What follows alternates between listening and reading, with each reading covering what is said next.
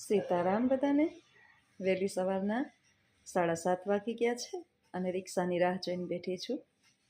સમય અને શક્તિ ક્યારેય એવા વ્યક્તિ પાછળ તમારે બરબાદ ન કરવા કે તમે એના માટે ગમે તેટલું કરો છતાં પણ તમારી કિંમત ક્યારેય ન કરે. મિત્રો, આ દુનિયાની અંદર સૌથી અઘરું અને કપરું કામ જે છે ને એ માણસને ઓળખવાનું છે.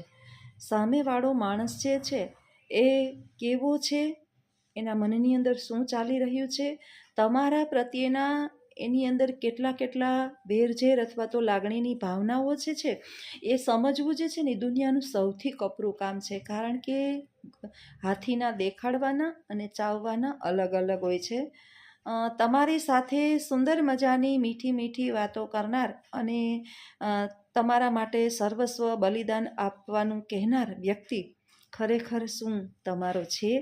આ પ્રશ્ન ઉપર 100% વિચારવાની જરૂર છે. ઘણી વખત આપણને ગુજરાતીની અંદર કહેવત છે કે ભરોસાની ભેંસને પાડો આવે. આ કહેવત ખોટી નથી. જેના ઉપર તમે તમારાથી પણ વિશેષ ભરોસો કરી અને તમારું સર્વસ્વ એને અર્પણ કરી દીધું હોય અને તમારી શક્તિ, તમારો સમય, તમારા રૂપિયા, તમારું મૂલ્યવાન દરેક બાબત જે છે તમે અર્પણ કરી દીધી હોય અને પછી આપણને ખબર પડે કે ખરેખર આ વ્યક્તિ જે છે એ આપને લાયક નથી અથવા તો આપણી સાથે વિશ્વાસઘાત કરી રહ્યો છે, ત્યારે આ પૃથ્વી જો ફાટે અને જગ્યા આપે તો આપને સમાઈ જવાનું મન થાય ને એટલો આપને આઘાત લાગે. એટલા માટે દુનિયામાં સૌથી પહેલાં બીજું કાંઈ શીખીએ કે ના શીખીએ, પરંતુ માણસોને શીખીએ, સમજતા શીખીએ, ઓળખતા શીખીએ. કારણ કે પાઠ્યપુસ્તકની અંદરથી તમને ડિગ્રી માટેનું તમામ જ્ઞાન ચોક્કસ મળી જશે, પરંતુ જીવન જીવવા માટે તો સમાજની અંદર અનુભવો જરૂરી છે અને આ અનુભવો જે છે એ એકબીજાના માણસના સંપર્કમાં આવવાથી જ મળે છે. તો એવા જ વ્યક્તિઓ પાસે તમે તમારો સમય, તમારું ધન, તમારું દોલત અને તમારી શક્તિ જે છે એ વેડફો કે જે ખરેખર તમારા માટે યોગ્ય છે અને તમારા કામની કિંમત કરે છે. પરંતુ જેને તમારી કાંઈ જ કિંમત નથી અથવા તો જે તમારા છે જ નહીં, તમારા હોવાનો માત્ર ને માત્ર દેખાડો કરે છે, એના માટે તમારો મૂલ્યવાન સમય ક્યારેય ખર્ચો નહીં. ઘણા વ્યક્તિઓ એવા હોય છે કે પોતાને કોઈ પણ વાતચીત કરવાવાળું ના હોય ને ત્યારે આપણને ફોન લગાડી અને અડધી કલાક જે છે આપણો સમય વ્યસ્ત કરે, બગાડે, નકામો કાઢે. એ લોકો ટાઈમપાસ કરતા હોય છે. તો આવી ટાઈમપાસની દુનિયાની અંદર કોઈ પણને એવો ટાઈમ ન આપો કે એ તમારો ફાયદો ઉઠાવે અને તમારો મૂલ્યવાન સમય બગાડે. અને તમારી અંદર અનમોલ શક્તિ રહેલી છે. આવા વ્યક્તિઓની પાછળ તમારી શક્તિને પણ વેડફો નહીં. એટલે આ પૃથ્વી ઉપર દુનિયામાં તમને કોઈ પણ જે છે એ નાસીપાસ નહીં કરે અથવા તો વિશ્વાસઘાત કરી શકશે નહીં. કારણ કે આ કલયુગ છે, આધુનિક ટેકનોલોજીનો સમય છે, સોશિયલ મીડિયાનો સમય છે. માણસ ગમે ત્યાંથી પકડાઈ જાય એટલા માટે થઈ અને તમે એવા ચાલાક અને ટેલેન્ટ બનો કે જેથી કરી અને તમારો ફાયદો જે છે એ કોઈ ઉઠાવી શકે નહીં. કારણ કે માત્ર ને માત્ર ડિગ્રી મળવાથી નોકરી તો મળશે, પરંતુ નોકરી કેમ કરવી ને એની ખબર તો તમને સમાજમાં રહેવાથી જ પડશે. માત્ર નોકરી મળી જવાથી સમાજમાં જીવી શકાતું નથી.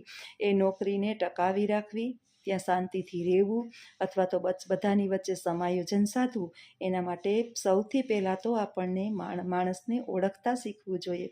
અને જો માણસને ઓળખતા શીખી ગયા તો તમે જીવતા શીખી ગયા. જો મિત્રો મારા આવા જ વિચારો સાથેના તમને વિડીયો ગમતા હોય તો મારા વિડીયોને લાઈક કરજો, શેર કરજો અને સબસ્ક્રાઈબ કરજો. આવજો. સીતારામ.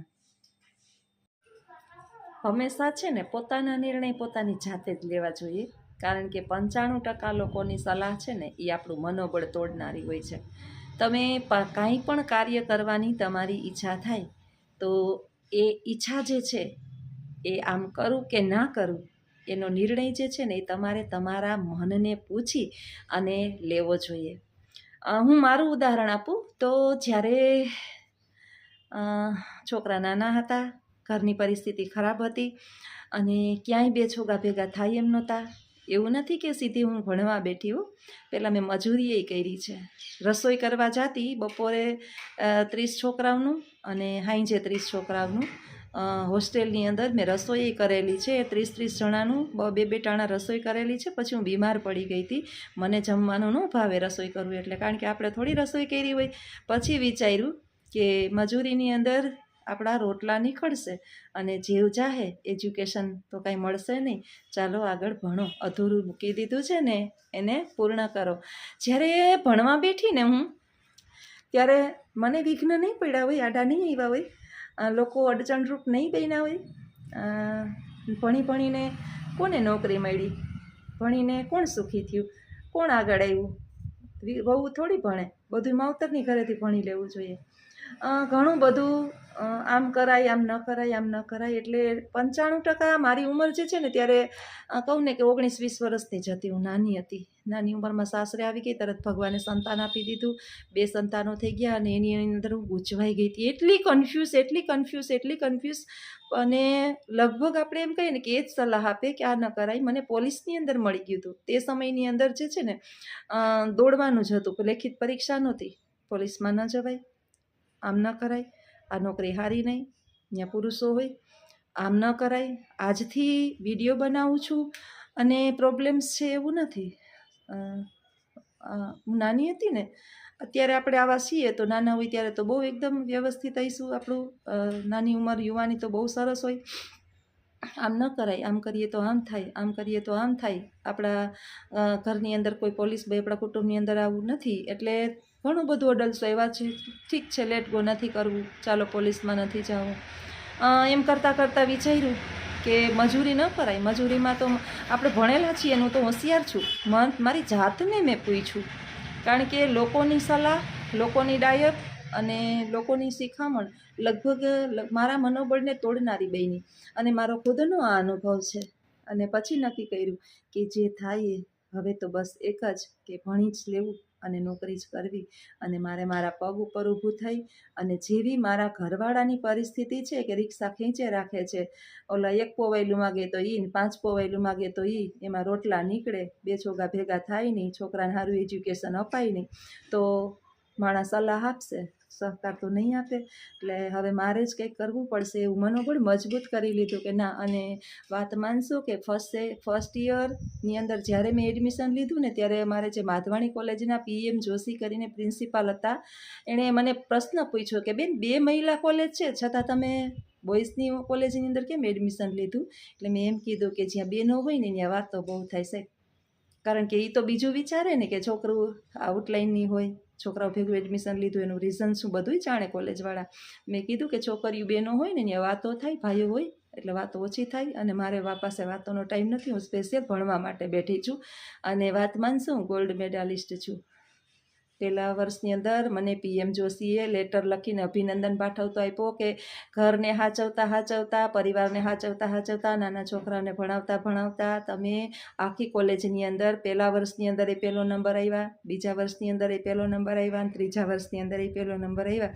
એટલે આપણા મનોબળ જે છે ને એ 95% તમે લોકોની સલાહથી ચાલો ને તો એ તોડનારું હોય. તમે ખુદ એનો નિર્ણય લઈ લ્યો કે નહીં, મારે આ કરવું જ છે. અને હવે જે છે ને યુટ્યુબનો નિર્ણય, ભલે મને લખુએ સલાહ આપી કે એમાં ફૂઈ તમે યુટ્યુબનું ચાલુ કરો અને એમાં સફળતા મળશે, તમારી અંદર નોલેજ છે અને હું તમને સપોર્ટ કરીશ. ઘણા પાણા માર્યા, ઘણા પથરા માર્યા, ઘણું આમ કર્યું, હજી એ પાછળ કાંઈ એવું નથી કે બંધ થઈ ગયા છે. માણસો હોય જ, પણ હું છોડવાની નથી, કારણ કે મારું મનોબળ મજબૂત છે અને હું છોડીશ નહીં. જ્યાં સુધી મારા જીવનની અંદર શ્વાસ છે ત્યાં સુધી મારાથી જે કામ પણ મને ગમે છે ને એ કામ હું કરીને જ રહીશ. તો આપણું મનોબળ અને આપણા નિર્ણય આપણો પોતાનો જ રાખો, બીજાની સલાહને અનુસરો નહીં. બીજા તો એની બુદ્ધિ પ્રમાણે સલાહ આપે. કમળો હોય ને એને બેનભાઈ ઊભા હોય ને તો એ 2 માણસ જ દેખાય. એટલે આપણે કાંઈ એને સર્ટિફિકેટ આવા ફાલતુ લોકોને દેવાની જરૂર નથી. અને મેં તો આ નક્કી કરી લીધું છે, સમજી લીધું છે કે હું કોઈને જવાબ દેવાની નથી. તો આવા જ મારા વિચારો સાથે મારા વિડીયા જો તમને ગમતા હોય તો વિડીયાને લાઈક કરજો, શેર કરજો, સબસ્ક્રાઈબ કરજો. આવજો. સીતારામ બધાઈને. વાગી ગયા છે 4:30 અને ઉઠી ચા પાણી પી ચા પાણી તો પીવો જ જોઈએ, ગમે એ થઈ જાય. આપણે કાઠિયાવાડીને ચા વિના ન હાલે. બધા એમ કે ચા ન પીવાય, સેહત માટે સારું નહીં, પણ આપણા માટે તો બહુ સારો છે. નીંદરમાંથી થોડુંક મુક્ત થાય, થોડાક આમ એનર્જી આવે. એનર્જી ડ્રિંક ન લેતા હોય બધા, એનર્જી ડ્રિંક, એમ આપણે એનર્જી ડ્રિંક લઈએ.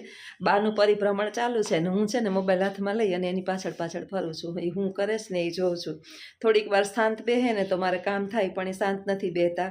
રસોડાની અંદર હાવણી લેવા ગયા છે, હું એની વાહે વાહે ફરું કે કાંઈ ન કરવાના ન કરે. આમ તો જો કે બધી મેં વસ્તુ હવે તો ઊંચી રાખી દીધી છે, કાંઈ છે નહીં. પગ લોહણિયા ને એવું બધું નીચે છે. એક આ કિચન મઢેલું નથી ને એટલે ડબરાને ત્યાં ગોઠવેલા છે, એટલે એની ચિંતા હોય કે ક્યાં ખેંચવા જાય ને માથે ન પડે, એટલે ધ્યાન રાખવું પડે.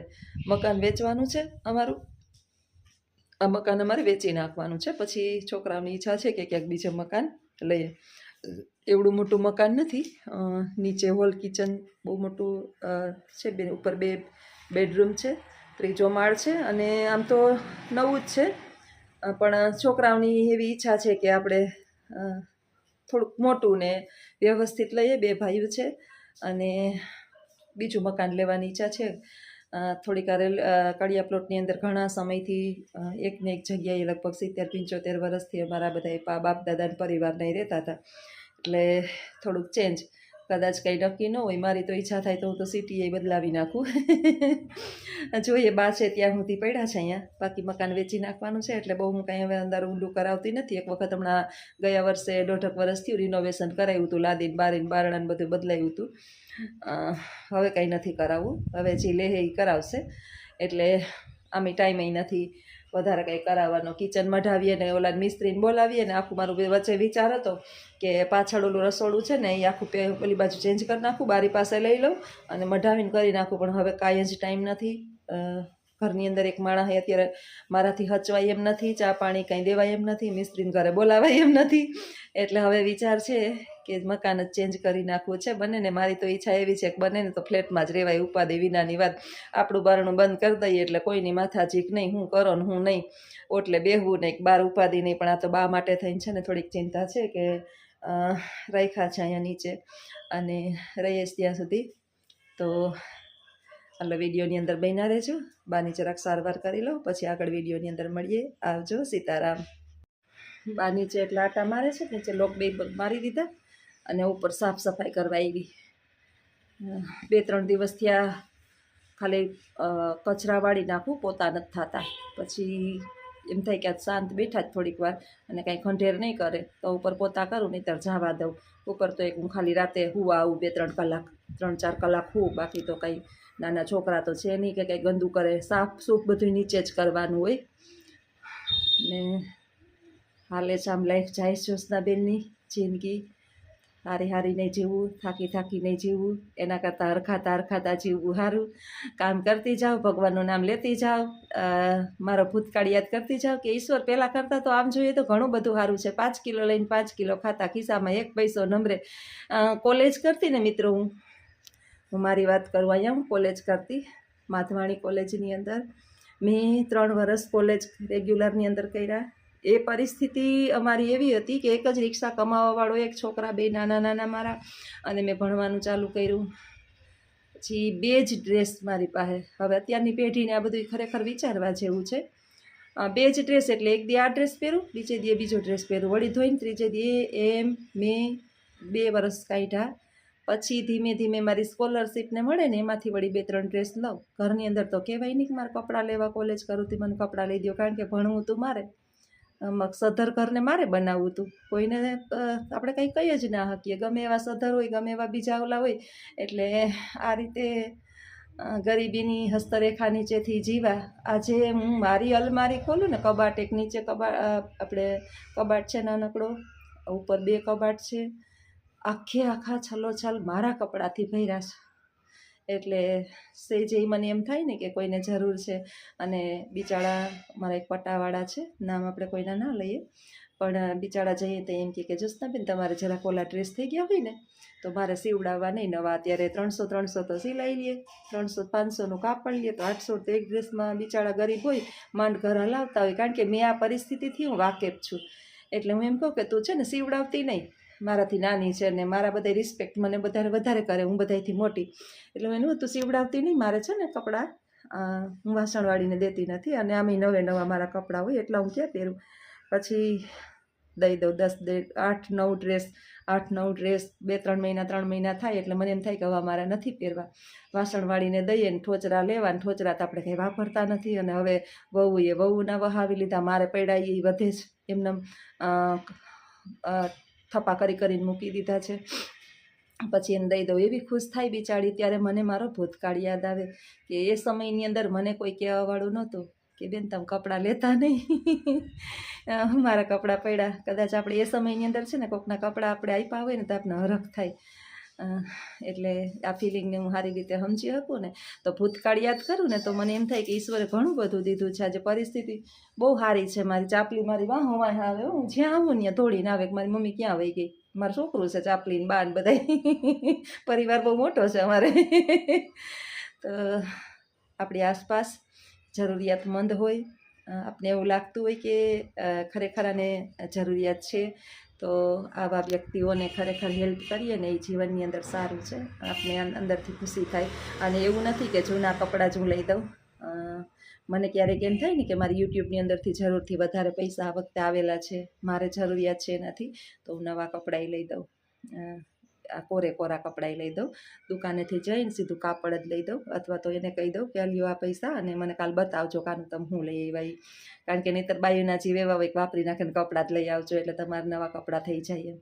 એટલે આપણે જ ભગવાન થોડું ઘણું આપે તો ઉપર તો કાંઈ લઈને જવાના નથી, આ ફાઇનલ છે. અને છોકરાઓને તો જેટલું દેવો ને એટલું એને ઓછું જ થવાનું છે. અને એ કોઈ દિવસ જે છે ને એનો પૈસાનો કોઈને ઓટકાર, ધીરુ અંબાણીના છોકરાને મુકેશ અંબાણીના એવું ઓટકાર તે આપને આવે, એટલે એનો તો કોઈ દી ઓટકાર આવવાનો નથી. કર્યું એ કામ અને લીધો એ લાવો, ભોગવે એ ભાગ્યશાળી, એમ કરી અને આપણા હાથ પગ હાલે ને આપણાથી જ્યાં સુધી દેવાય છે અને દઈ હગીએ છીએ ત્યાં સુધી દઈ જ દેવાનું. કારણ કે પ્રજાને જેટલું આપશો ને એટલું ઓછું થાય. ઓલા તો ખુશ થાય. આપણી પ્રજાને તો આપણે આપીએ, કાંઈ નવાઈ કરતા નથી, પણ બીજા માટે કંઈક જ્યારે કરવાની ભાવના થાય ને તો ખરેખર સારું કહેવાય. તો ઈશ્વર જો તમને પણ એવું મોકો આપે અને તમારા જરૂરથી તમારી પાસે વધારે હોય તો અન્નદાન, વસ્ત્રદાન, રક્તદાન, શિક્ષાનું જ્ઞાન, વિદ્યાનું દાન, આ બધા મહત્ત્વના દાન છે. તો ચોક્કસ કરવા આવજો. વિડીયોની અંદર આગળ બન્યા રહેજો. સીતારામ. સીતારામ. બધાને નીચે કામ કરી અને ઉપર આવીશું. ઉપર કેટલા દિવસ થયા કચરા તો વાળું, પોતા નથી કર્યા. આજે પોતા કરી ચાદર બદલાવી કાલે રૂમની અંદર. ઉપર આમ તો જો કે કાંઈ અમારા રૂમ ઉપર છે ને એ એકદમ બધી વસ્તુવાળા કાંઈ છે ને કંઈ રાખ્યું જ નથી. એક દ્વારકાધીશની છબી છે અને અહીંયા છે ને એક ઘંટી રાખી છે ખાંચિયામાં. અહીંયા મારું ઓઢવાનું બ્લેન્કેટ રાખ્યું, બધું અહીં નહીં. ઓછી ઠંડી પડે ને ત્યારે ચાદર ઓઢવાની, વધારે ઠંડી પડે ને ત્યારે બ્લેન્કેટ ઓઢવાનું. ગરમી થાય ને તો આ પંખો ચાલુ કરવાનો. એક ઉપર પંખો છે, વાંજે છે ને એક કબાટ રાખ્યો છે. એટલે બહુ આ રૂમની અંદર કાંઈ છે નહીં. ને અમારું મકાન જે છે એ બધા આમ તો જોયું જ છે, કોર્નર પીસ છે, રોડ ઉપર, હાઈવે રોડ ઉપર જ મકાન છે. આ બે ઉપરના બેડરૂમ છે મારે. રવેશમાંથી નીકળીએ ને એટલે બધા માણસ આમ રોડ ઉપર આવતા જતા દેખાય. બે બાજુ, એક બાજુ નહીં, બે બાજુ દેખાય છે. આ બાજુ બે બાજુ દેખાય. એટલે મકાન તો સરસ છે પણ છતાંય વેચી નાખ્યું છે. હવે છોકરાઓની ઈચ્છા છે કે મમ્મી મોટું મકાન લેવું છે, તો છોકરાઓની ઈચ્છા સર રાખો ઉપર. અહીંયા એક ઉઠું અને ભગવાન દ્વારકાધીશના દર્શન થાય મને, એટલે એક ઈ રહી છે દ્વારકાધીશની. અહીંયા મારી સામે દ્વારકાધીશ હોય, જ્યાં હોય ને અહીંયા. આ એક બીજો રૂમ છે, આખો મઢેલો છે. આ ઉપર ફર્નિચર બધું કરાવેલું છે. મકાન તો સરસ છે. આ બધું ખંતથી કર્યું છે. આ પહેરવાના કપડાં હોય ને એ કાલે મૂકવાનો વારો ન થયો એટલે એ થપ્પી મારી અને એ રાખી દીધા છે. થોડાક છે અલગ અલગ રાખવું, નહીંતર ગોતવા પડે. આમાં ચાદરું તો મારે બહાર આટલી રાખવી પડે. જ્યાં બા ઘડીએ વોશરૂમ કરે ને તો ચાદર આટલી રાખવી પડે. આ બેડ એક બીજો છે, બાની સેટી અહીંયા ચડાવી દીધી છે ઉપરના રૂમમાં, ખાલી નીચે ગાદલુની રાખી દીધા છે. આવું છે જ્યોત્સનાબેનનું ઘર નાનકડું. આ મારે મોઢવાડિયા નાઠાભાઈ, મારો છોકરો છે ને એને આવું બધું ગમે, આવા પ્રિન્ટ રાખવી. નાથા પોલા પાણો છે ને અહીંયા નાથા મોઢાકીએ નાથા મોઢવાડિયા અમારા બેરની અંદર થઈ ગયા નાથા બાપા નાથા હતા કીએ બધાય એ નાથા હતા એ ફોટો એનો આ નાનકડું કોચ છે અહીંયા આટલું અહીંથી સીધી ત્રીજા માળની સીડી ચડાય ઉપરમાં કંઈ બનાવ્યું નથી ત્યાં બાનું બ્લેન્કેટ ધોઈને આજે હુંકવો છે આ એક આતરા બ્લેન્કેટ એ ધોવા પડે કારણ કે વોશરૂમ કરે ને તો એની અંદર બગડે